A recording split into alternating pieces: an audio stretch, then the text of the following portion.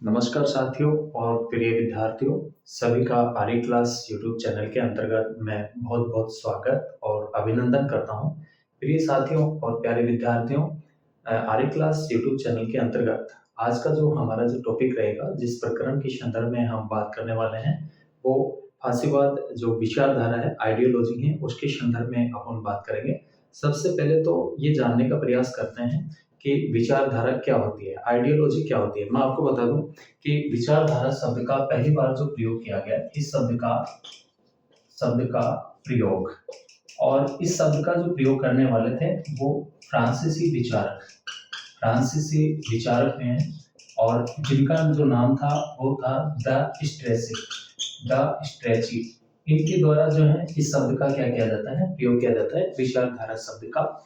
और जो विचारधारा का जो मतलब होता है कि विचारधारा आइडियोलॉजी मीन्स, इसका जो मतलब होता है कि राजनीतिक सिद्धांत के रूप में किसी समाज या समूह में प्रचलित उन विचारों का समुच्चय होता है जिनके आधार पर वह किसी सामाजिक राजनीतिक संगठन विशेष को उचित या अनुचित ठहराता है। क्या कहलाती है? विचारधारा कहलाती है।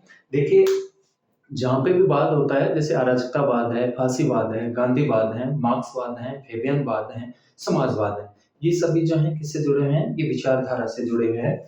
और आज जो हम बात कर रहे हैं वो फांसीवाद विचारधारा के संदर्भ में बात कर रहे हैं। और मोस्टली रूप में जो फांसीवादी जो विचारधारा है, इसका जो उदय होता है वो फर्स्ट वर्ल्ड वार के बाद में लगभग सभी जो यूरोपियन जो राष्ट्र थे उनमें जो है फांसीवादी प्रवृत्तियों से युक्त आंदोलन क्या हुए, विकसित हुए। ठीक है, तो सबसे पहले तो विचारधारा का मतलब, कि विचारधारा का मतलब होता है राजनीतिक सिद्धांत, थ्योरीज के रूप में किसी समाज या समूह में प्रचलित उन विचारों का समुच्चय होता है जिनके आधार पर वह किसी सामाजिक राजनीतिक संगठन विशेष को उचित और क्या ठहराता है, अनुचित ठहराता है। क्या कहलाती है?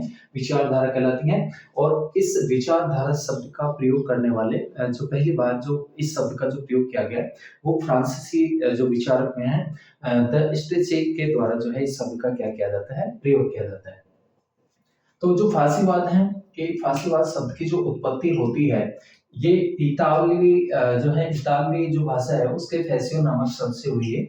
और जिसका जो मतलब होता है वो अनुशासन और लक्ष्यों के गठन से संबंधित है, अर्थात अनुशासन और एकता में जो है विश्वास रखने वाली प्रमुख रूप से क्या है, ये विचारधारा है। कौन सी विचारधारा? फांसीवाद विचारधारा। और इसका जो इन्होंने सत्ता के प्रति, जो फांसीवादी हैं, इन्होंने सत्ता के प्रति समर्पण, अनुशासन और समुदाय के अबुद्धिवादी मनोभाव का क्या करते हैं, समर्थन करते हैं। मोस्टली रूप में ये जो विचारधारा होती है, आइडियोलॉजी होती है, फैसिज्म या फांसीवादी, ये प्रमुख रूप से एक नेता, एक राष्ट्र और जो है शक्ति में प्रमुख रूप से क्या रखते हैं, ये विश्वास रखते हैं। और इस तरह की जो विचारधाराएं होती हैं वो साम्राज्यवाद में भी प्रमुख रूप से क्या रखती हैं, विश्वास रखती हैं। तो इसका जो उदय है वो 20वीं शताब्दी के पूर्वार्ध में कहाँ पे होता है, ये इटली में हुआ। कहाँ पे हुआ? इटली में हुआ। चलिए, और इसके संदर्भ में मोस्टली हम बात करते हैं कि जो फांसीवादी जो विचारधारा है और फांसीवादी जो है प्रमुख रूप से जो है इसका जो अर्थ होता है वो लकड़ियों को से भरा गट्ठर, और इससे अनुशासन और हमें एकता का क्या होता है, बोध होता है, पता लगता है।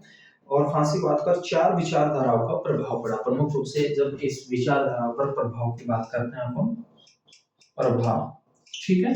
और प्रभाव के अंतर्गत मोस्टली रूप में एक तो जो है इसके ऊपर जो प्रभाव पड़ा वो एक तो सामाजिक डार्विनवाद, प्रभाव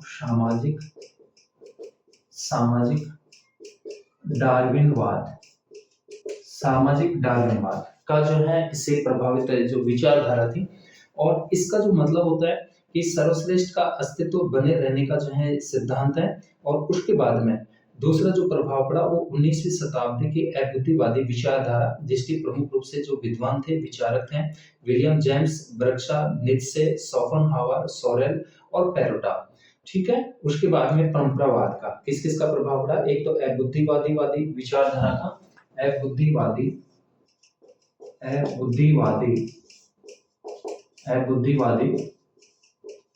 विचारधारा, ठीक है, इसका भी प्रभाव पड़ता है फांसीवादी आंदोलन पर।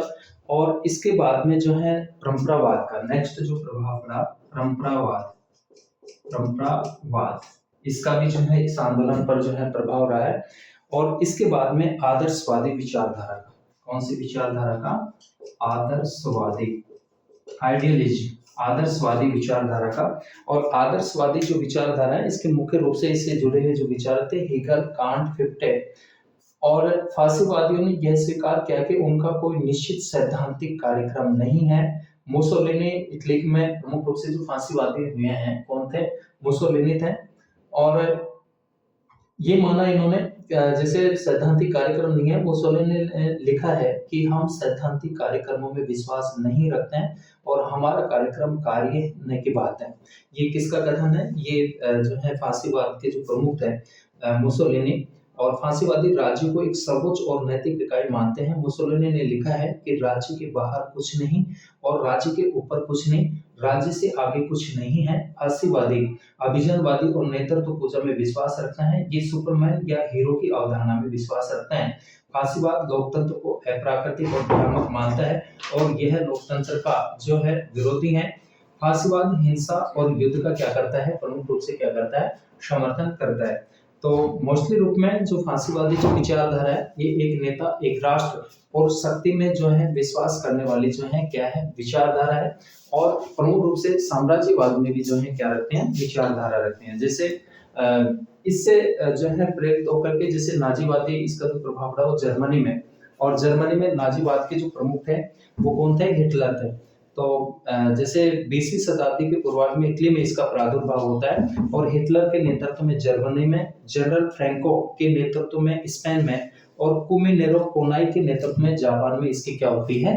पुनरावृत्ति होती है। तो डियर स्टूडेंट्स और प्यारे साथियों, जो फांसीवाद जो विचारधारा है, प्रमुख रूप से में हमने जो है विचारधारा के रूप में विचारधारा का अर्थ देखा और फांसीवाद की संदर्भ में प्रमुख बातों का अध्ययन किया। नेक्स्ट क्लास में मिलते हैं नए टॉपिक के साथ में। तब तक सभी साथियों और विद्यार्थियों का बहुत बहुत धन्यवाद।